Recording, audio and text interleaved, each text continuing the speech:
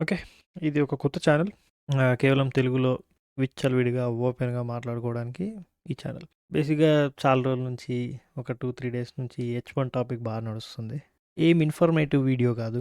ఏదో జ్ఞానం పంచడానికి కూడా కాదు. Just casual conversation. ఎందుకు మైండ్‌లో బాగా తిరుగుతుంటాయి కదా వీటి గురించి. సో, దాని గురించే మాట్లాడాలి. సో, ఇది కొందరు ఇలా కొందరు బట్టి వాళ్ళ డిస్కషన్‌లు బట్టి వాళ్ళు ఆలోచిస్తుంటారు. ఇండియాలో ఉన్న కొంతమంది ఒకలాగా ఆలోచిస్తుంటారు. యూఎస్‌లో ఉన్న వాళ్ళు ఒకలాగా ఆలోచిస్తారు. యూఎస్‌లో నుంచి ఏదో ట్రావెలింగ్ కోసం ఇండియాకి వెళ్ళిన వాళ్ళు ఇంకోలాగా ఆలోచిస్తారు. అందరి బాధలు వాళ్ళవి కరెక్టే. మెయిన్ ప్రాబ్లమ్ ఎక్కడి నుంచి వచ్చింది అంటే 3 పార్ట్‌లుగా డివైడ్ చేయొచ్చు. ఒకటి యూఎస్‌లో స్టూడెంట్స్ కావచ్చి ఏమంటారు లోన్‌లు అవి ఉన్నవాళ్ళు అది ఒక కేటగిరీ. ఎవరైతే ఇండియాలో ఉన్నారో ఆల్రెడీ కెరీర్‌లో కొంచెం ఉంది. డైరెక్ట్ కంపెనీ బేస్డ్ మీద H1 వచ్చేవాళ్ళు వాళ్ళు వేరే కేటగిరీ. ఎవరైతే ఇప్పుడు రాబోతున్నారో వాళ్ళు ఒక కేటగిరీ. ఈ అగైన్ ఎవరి ఫేస్ చేసే ఇష్యూస్ వాళ్ళకు ఉంటాయి. ఇప్పుడు ఎవరిని కంపేర్ చేసి అరే వాళ్ళు బెటర్ వీళ్ళు బెటర్ అనడానికి లేదు. ఇది ఆ వీడియో కాదు. సో ఫస్ట్‌ది స్టూడెంట్స్ ఎవరైతే ఇప్పుడు ఆల్రెడీ ఉన్నారో ఇక్కడ ఉన్న వాళ్ళు కరెక్ట్ క్లారిటీ లేదు. ఎవరైతే F1 మీద ఉన్నారో వాళ్ళు మరి H1 వేసుకోవచ్చా? ఈ రూల్ వాళ్ళకి వర్తిస్తుందా లేదా? ఎవరైతే బయట కంట్రీస్ నుంచి కంపెనీ త్రూ వస్తారో వాళ్ళొక్కళ్ళకే వర్తిస్తుందా? ఆ ఇన్ఫర్మేషన్ నాకు క్లారిటీ లేదు. బట్ అగైన్ ఇన్ఫర్మేషన్ వీడియో కాదు. జస్ట్ ఒక థాట్ ప్రాసెస్. యూఎస్‌కి రావాలా వద్దా? అరే వర్త్ ఉందా లేదా? అంటే ఇంత క్లియర్‌గా మీకు యూఎస్‌లో అన్‌సర్టనిటీ తెలుస్తుంది. ఎప్పుడేమైతుందో తెలవదు ఫస్ట్ థింగ్. నీకు అరే ఒక్కసారి ఎంటర్ అయిపోతే ఒకప్పుడు సర్లే 5 ఏళ్ళు, 6 ఏళ్ళు మనది కాదనుకుంటే ఉండిపోవచ్చు. గ్రీన్ కార్డ్ రాకున్నా సర్లే అట్లా ఉండిపోవచ్చు అనే ఫీలింగ్ ఉంటుంది. ఇప్పుడు అది కూడా లేదు. సో ఇప్పుడు వచ్చే వాళ్ళ కోసమే ఇది. ఎవరైతే రావాలనుకుంటున్నారో వాళ్ళ కోసమే ఇది. ఇప్పుడు ఎవరైతే ఆల్రెడీ ఉన్నారో ఆబ్వియస్‌గా మనలాంటోళ్ళం ఈ ఎప్పుడు ఏమైతుందో తెలవదు ఇక. మన ఇష్టం ఇంక అది అయిద్దా లేదా మనకు సంబంధం లేదు. ఎవరైతే ప్రాసెసింగ్‌లో ఉన్నారో H1 వాళ్ళకి ఏం ప్రాబ్లమ్ లేదన్నట్టు విన్నా. వచ్చేవాళ్ళు ఎవరైతే ఉన్నారో ఒకసారి ఆలోచించుకోండి. ఇప్పుడు లైఫ్ యూఎస్‌లోకి రాగానే ఐదర్ మొత్తం మీరు అనుకున్నట్టే జరిగితే బాగానే ఉంటుంది. ఇడ్డీకి పోతుంటుంది. కొన్ని దగ్గర ప్రతీది లైక్ ఎంటర్ అయినప్పటి నుంచి స్టార్ట్ చేసుకుంటే it can go other ways. Side పక్కకు కూడా వెళ్ళిపోతుంటుంది. మీరు ఎంత మటుకు బ్రేస్ చేయగలుగుతారు, ఎంత మటుకు ఫేస్ చేయగలుగుతారు అనేది చూడండి.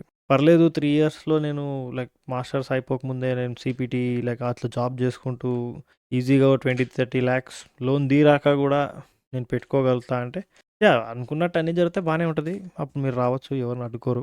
But honestly speaking 90% worth it కాదు. 90% ఎందుకంటున్నా అంటే అందరూ మనలాంటి వాళ్ళే ఎక్కువ వస్తుంటారు. లైక్ స్టూడెంట్‌గా వచ్చేవాళ్ళు ఈ టైంలో ఎక్కువ ఉన్నారు. కంపెనీస్ త్రూ వచ్చేవాళ్ళు కొంచెం రేర్. కానీ వాళ్ళు ఆబ్వియస్‌గా వేరే హార్డ్ వర్క్స్ చేస్తూ వస్తారు. లైక్ మేనేజర్స్‌తోని మాట్లాడాలి, అది మాట్లాడాలి, ఇది పాలిటిక్స్ అని అవన్నీ ఉంటాయి. సగం మందికి ఫ్యామిలీస్ కూడా ఉంటాయి. ఆఫ్‌కోర్స్ వాళ్ళది కొంచెం టఫ్ రూట్. మనదేంటంటే ఓకే కొంచెం లోన్ తీసుకున్న ఫ్యూచర్‌లో తీర్చుకుంటాం అనే హోప్‌తోని వస్తుంటాం కాబట్టి ఇది. యూఎస్ చాలా అన్‌సర్టెన్ ఎప్పుడు ఏమైద్దో తెలీదు. సో, దీన్ని బట్టి మీరు ఒకసారి ఆలోచించుకొని అది రావాలా? వద్దా? అని డిసైడ్ చేసుకోండి. మై ఒపీనియన్ ఇంకా అవసరం లేదు. సరే మరి ఇక్కడున్న వాళ్ళ పరిస్థితి ఏంది? ఎవరైతే ఇప్పుడు H1 ఇంక రాదో వాళ్ళ పరిస్థితి ఏంట్రా బయ్ అంటే ఎవరైతే ఆల్రెడీ స్టూడెంట్ లోన్స్ ఉన్నాయో చాలామందికి 30, 40, 50 లాక్స్ కూడా ఉన్నవాళ్ళు ఉంటారు. పెద్ద యూనివర్సిటీలోకి వెళ్ళిన వాళ్ళు. జాబ్ మార్కెట్ కొంచెం డౌన్ ఉంది కాబట్టి ఇట్స్ అన్‌ఫార్చునేట్ ఫర్ దెమ్ కొంచెం ఇబ్బందే ఉంటది. వాళ్ళైతే ఇంక లిటరల్‌గా పాపం ఇండియాకి వెళ్ళిపోవాల్సొస్తే ఆ 30, 40 లాక్స్ ఇండియాలో కట్టడం చాలా కష్టం. చాలామంది ఇల్లు పెట్టేవాళ్ళు హోమ్ పెట్టి లోన్ తీసుకుంటారు. ఆ ఇండియాలో వచ్చే సాలరీస్‌కి బతకచ్చు గానీ, ఈ 30, 40 లాక్స్ అయితే తీరవు. ఇంట్రెస్ట్ కట్టుకుంటూ అట్లా ఉండిపోవాలి. ఇంక ఆల్మోస్ట్ ఒక ఇల్లు కొన్నట్టు ఈఎంఐ కడుతూ ఉండాలి. But obviously it's a tough call. నా ఒపీనియన్ ఒకటే ఒకవేళ మీకు 2 ఇయర్సో, లైక్ 1 ఇయరో ఉంటే, ఒకవేళ నేను మీ ప్లేస్‌లో ఉంటే ఈ జాబ్ కోసం ట్రైయింగ్‌లో ఉన్నాననుకోండి. లైక్ జాబ్స్ కోసం ట్రై చేస్తున్నాననుకోండి. నేనైతే ఇంకా మనీ కోసం హంట్ చేయడం స్టార్ట్ చేసేస్తాననమాట. ఏం చెప్తున్నాడో కూడా ఇక్కడ ఉన్న వాళ్ళకి అర్థమవుద్ది. ఎందుకంటే జాబ్ వచ్చినా కూడా అది చాలా రేర్ కేస్. ఓకే. ఓకే. నీకు 150, 160 ప్యాకేజ్ వస్తాయి గానీ, నీకు 1 ఇయర్‌లో కంప్లీట్ నీ ఎడ్యుకేషన్ లోన్ తీరుద్దా అంటే డౌటే.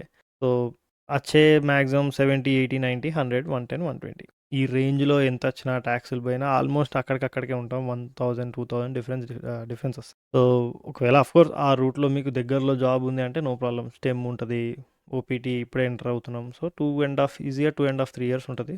లోన్ అయితే తీర్చుకోవచ్చు. ఎక్స్ట్రా 20, 15 లాక్స్ సేవ్ చేసుకొని ఈదర్ అప్పటికి కాలం మారితే యూఎస్‌లో ఉంటాం. లేదంటే ఫర్దర్ వేరే కంట్రీస్‌లో కూడా ఎవరు తీసుకోవట్లేదు. అక్కడ కూడా ఏమున్నాయని ఇప్పుడు కెనడా బాలేదు. ఆస్ట్రేలియా అయితే అసలు ఎప్పుడు ఏమైద్దో తెలీదు. యూకే వాళ్ళకే ప్రొటెస్టులు నడుస్తున్నాయి. ఇవన్నీ లైక్ పాపులర్ కంట్రీస్. కొన్ని ఉంటాయి వేరేవి లైక్ జర్మనీ కూడా అంతగా లేదు అన్నట్టు విన్నాం. Not sure. ఇప్పుడు చైనా వాడు ఏదో వీసాలు ఏదో పెట్టాడంట. అక్కడున్న జనాభాకి అక్కడికి ఎట్లుందో తెలీదు. వాళ్ళతోని మనం తట్టుకుంటామో లేదో అసలుకే తెలీదు. సగం యూఎస్‌లో తట్టుకుంది ఎందుకు అంటే, ఇక్కడ వీళ్ళతోని పోలిస్తే మనోళ్ళు కొంచెం ఎక్కువ పడి చేస్తారు. వాళ్ళైతే 8 గంటలు అయిపోయిందంటే ఇంటికెళ్ళిపోతారు. మనోళ్ళు 12 గంటలైనా చేస్తారు. అట్లా ఒక అడ్వాంటేజ్ తీసుకొని మనల్ని తీసుకుంటారు. చైనాలో మనకంటే గుడ్డు చాకరీ చేసేవాళ్ళుంటారు. వాళ్ళని కాదని మననెందుకు తీసుకుంటారు? తీసుకోరు. ఇంకా వేరే కంట్రీస్ ఉంటాయి. లైక్ సౌత్ ఆఫ్రికా పోయే వాళ్ళు ఉంటారు. బట్ టెక్ గురించి మాట్లాడుతున్నాం కాబట్టి యూఎస్‌ని కంటే ఎక్కువ టెక్ కంట్రీ అయితే నా దృష్టిలో లేదు. ఈ మేబీ చాలామంది ఇండియాకి అవుట్‌సోర్స్ కూడా అవ్వచ్చు. ఇండియాలో కూడా మళ్ళీ లైక్ ఇండియాకే రావచ్చు. ఐటీ ఎక్కువ ఉంటది కాబట్టి అంటారు. ఫైన్. ప్రాబ్లమ్ అదే అని కాదు గానీ, సాలరీస్ అండ్ నీకున్న అప్పు మెయిన్ అదే. నీకు ఆల్రెడీ ఏ అప్పు లేదంటే డజంట్ మ్యాటర్. హానెస్ట్‌గా చెప్తున్నా ఇప్పుడు యూఎస్‌లో ఉన్నా ఏం చేస్తున్నాం గదే చికెను, గదే బగారా అనుకునే తింటున్నాం. పెద్దగా ఇప్పుడు మా రూమ్‌లో యూఎస్ వాళ్ళు ఉన్నారా? లేదు. మళ్ళా తెలుగోళ్ళమే. అన్‌లెస్ మీరు వేరే ఎయిమ్ మీద ఏదో అమెరికన్‌ని పెళ్లి చేసుకోవాలి అట్లాంటివి ఏమన్నా ఉంటే తప్పితే I don't think it's worth it. But literally ఒకసారి లోన్ ఉన్న వాళ్ళ గురించి ఆలోచిస్తే వాళ్ళ ప్రెషర్ నెక్స్ట్ లెవెల్ ఉంటదబ్బా! ఇప్పుడు వాళ్ళు నెలకి 5, 6 వేలు లైక్ ఇంటికి పంపితే గానీ అంత అవ్వదు. అది కూడా ఒక 1 ఇయర్, 1 ½ ఇయర్ ఓపీటీ ఉన్నవాళ్ళు.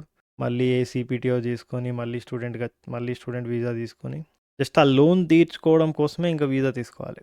ఎందుకంటే హానెస్ట్‌లీ థింక్ వెనకకెళ్ళిపోతే కట్టలేము అనే ఒక ఫీలింగ్ ఉంటది. ఐ హానెస్ట్‌లీ థింక్ ఇంకా ఇండియాలో ఇట్స్ అ రైట్ టైమ్. ఏదన్నా మంచి దీనివల్ల ఏదైనా చేంజ్ పాయింట్ రావచ్చు.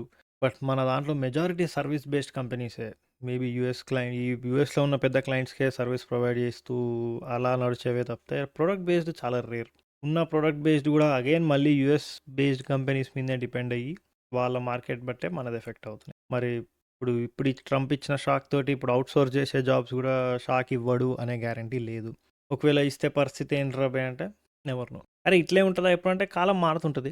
మేబీ మనోడు దిగిపోయినాక వేరేదేదన్నా వేరోళ్ళు వాళ్ళొచ్చి అరే మరి ఇంత అగ్రెసివ్ కాకుండా ఇంకా మనం తగ్గియొచ్చు. బట్ అల్టిమేట్లీ కొంచెం ఇంకా డౌన్‌ఫాల్ ఓకే. మనం ముందులాగా అయితే లేదు. ఇప్పుడు కొంతమంది దీనికి హ్యాపీ, సాడ్ అట్లా ఇట్లాంటి డెసిషన్స్‌లో ఇట్లాంటి పెద్దవాళ్ళు తీసుకునే డెసిషన్స్ ఎట్లుంటాయంటే సాడ్, హ్యాపీ అని కొందరికి మంచిది, కొందరికి చెడు. ఇప్పుడు ఎవరైతే దీంట్లో ఇన్వాల్వ్‌మెంట్ లేదో బట్ అయినా వాళ్ళు ఎక్సైట్ అవుతుంటారు చూడండి. అమ్మ మంచిగయింది. ఓహ్! అబ్బా! చాలులేరా బాబు చాలామందొచ్చారు, చాలామంది పోయిర్రు. వాటిని ఎవరైతే ఇక్కడ ఉన్నారో అవన్నీ ఇన్న వాళ్ళకి జస్ట్ వీటిని హార్డ్‌గా తీసుకోకండి. వాళ్ళ ఒపీనియన్స్ వాళ్ళకుంటాయి. ఎవడి బాధలు ఆడికుంటాయి అనే వాళ్ళు అంటూనే ఉంటారు. కొంతమంది యూఎస్‌కి వీసా రిజెక్ట్ అయిన వాళ్ళుంటారు. కొంతమంది ఫైనాన్షియల్స్ వల్ల రానియని వాళ్ళుంటారు. ఇప్పుడు వాళ్ళకి అమ్మో! మంచి పనయింది. పో పోయుండి మంచి పనయింది. పోక మంచి పనయింది అని ఉంటారు. కొంతమందికి మంచిది కూడా జరిగింది. కొంతమంది ఇప్పుడు అరే! ఇండియాకి కూడా జాబ్స్ రావచ్చు. Good thing. జస్ట్ కొంతమంది కేటగిరీ వాళ్ళకి మాత్రం ఇదైతే పెద్ద షాక్. ఒకటి లోన్ ఉన్న వాళ్ళకి. ఇంకొకటి బేసిక్‌గా ఇప్పుడు నెక్స్ట్ లాటరీ అంటున్నారు కాబట్టి కానీ ఫస్ట్ ఎప్పుడైతే న్యూస్ రిలీజ్ అయిందో ఇండియాలో ఉన్న వాళ్ళకైతే షేక్ అయిపోయి ఉంటది. ఎవరైతే ట్రావెలింగ్‌లలో పెళ్ళిళ్ళు అయిపోయినాయి అని కూడా విన్నా చాలామంది.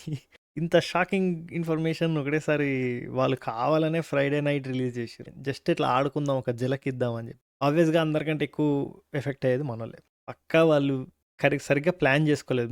మీరు ఆ వీడియోలు కూడా చూసుంటే ఫస్ట్ 1 ఇయర్ 100K అన్నారు. లైక్ అగ్రెసివ్‌గా వెళ్ళిపోయారు. ఇంక వాళ్ళకి పెద్దగా వీసా అసలు ఎట్లుంటారు? అరే ఎవరు బయట ఎన్ని రకాల వీసాలున్నాయి?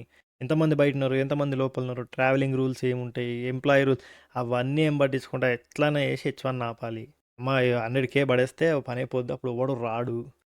అట్లా బ్లంట్‌గా చెప్పేసారు. వాళ్ళు కూడా ఎక్కువ ఆలోచించలే. ఎప్పుడైతే అరే ఇండియాలో ఉన్న వాళ్ళ పరిస్థితి ఏంది? అరే పెండింగ్‌లో ఉన్నోళ్ళది ఏంది? ఆథరైజేషన్ అప్రూవ్ అయిన వాళ్ళదేంది? ఈఏడీ రాని వాళ్ళదేంది? అవన్నీ అడిగేసరికి సరే నెక్స్ట్ లాటరీ వచ్చే వాళ్ళది చూద్దాం అట్లా స్మూత్ అవుట్ అయింది. కంపెనీస్‌కి నా దృష్టిలో పెద్ద ఎఫెక్ట్ అవ్వదు. ఎవరైతే కంపెనీస్ ఏమైపోతాయి అంటే కంపెనీ వాళ్ళు ఉన్న తెలివిగలోళ్ళు ఇంకెవరు ఉండరు. టారిఫ్‌లో పడగానే పోయిర్రు ఇంత గోల్డ్ బార్ ఇచ్చి మేనేజ్ చేసి. ఇప్పుడు అంతే ఏదో ఒకటి జుగాడు తీసుకుంటారు. వాళ్ళకి పని అవ్వాలి అంతే. అరే వీడితోనే అవ్వాలి, వాడితోనే అవ్వాలని ఏమీ ఉండవు. ఇంకో ఆల్టర్‌నేట్ కూడా ఉంది. ఇప్పుడు మైక్రోసాఫ్ట్ పెద్ద కంపెనీ వాళ్ళు ఏం చేస్తారు? ఐటీ హబ్‌ని అవుట్‌సోర్స్ అవ్వదు అనుకుంటే ఐటీ హబ్‌ని తీసుకెళ్ళిపోయి ఇంటర్నేషనల్ ఐటీ హబ్ అని పెట్టేసుకుంటున్నారు. అంటే ఐటీ ఇంకా యూఎస్‌లో ఉండదు. బయట ఉంటది. వేరే కంట్రీస్ అంటే ఇండియానే కాదు వేరే కంట్రీస్ దగ్గర ఉంటుంది. ప్రాబబ్లీ యూరోప్ ఉండొచ్చు, ఇంకెక్కడైనా ఉండొచ్చు. ఈ ఐటీని యూఎస్ నుంచి డివైడ్ చేస్తారు. కంపెనీ ఇంకా యూఎస్‌లోనే ఉంటది. బట్ ఈ ఐటీ మేనేజ్మెంట్ ఇప్పుడు ఆర్&డి అవన్నీ యూఎస్‌లోనే అవుతాయి.